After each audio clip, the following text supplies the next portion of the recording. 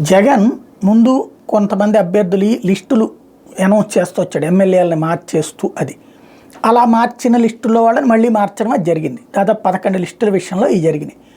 అప్పుడు ఈనాడు, ఆంధ్రజ్యోతి పుంకాను కథనాలు రాసినాయి. ఏమని, కంట్రోల్ లేదు, భయపడిపోతున్నాడు, వణికిపోతున్నాడు, ఇదంతా. అప్పుడే నేను ప్రస్తావించా, ఇప్పుడు బాగానే ఉంది, ఇంతవరకు తెలుగుదేశం లిస్ట్ ఇది అనౌన్స్ కాలేదు, ఆ తర్వాత అది అనౌన్స్ అయ్యాక అసలు సినిమా ఉంటుంది చూడండి అని. తెలుగుదేశం పార్టీ లిస్ట్ అనౌన్స్ చేసినప్పుడల్లా గందరగోళాలు, తగలబెట్టుకోవడాలు, గందరగోళాలు నడిచినాయి. అది ఫోకస్ కాకుండా జాగ్రత్త చేసుకున్నారు వీళ్ళు. సరే, సాక్షి వాళ్ళు ఫోకస్ చేశారు. ఇప్పుడు సీన్ కట్ చేస్తే 144 సీట్లు అనౌన్స్మెంట్ అయిపోయింది. ఇటు బీజేపీ 10 సీట్లు అనౌన్స్మెంట్ అయిపోయింది. ఒక్క జనసేన పాలకొండ తప్పించి అందరి అనౌన్స్మెంట్లు అయిపోయినాయి.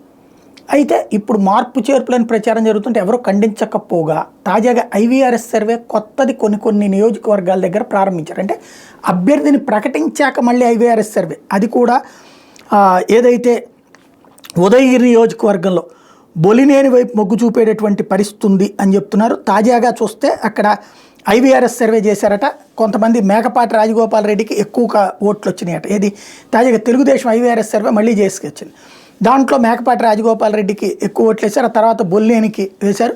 ఇప్పుడు బొలినేనికి సీట్ ఇస్తారన్నటువంటి ప్రచారం మళ్ళీ తెర మీదకి వచ్చింది.